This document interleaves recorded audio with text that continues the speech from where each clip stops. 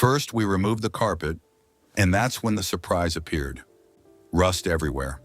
All the rust was completely removed. No shortcuts.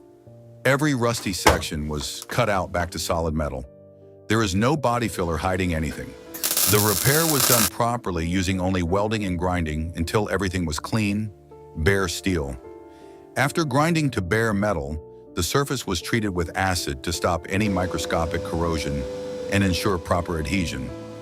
Then it was protected with 2K anti-rust primer, followed by a final coat of 2K paint for long-term durability and protection.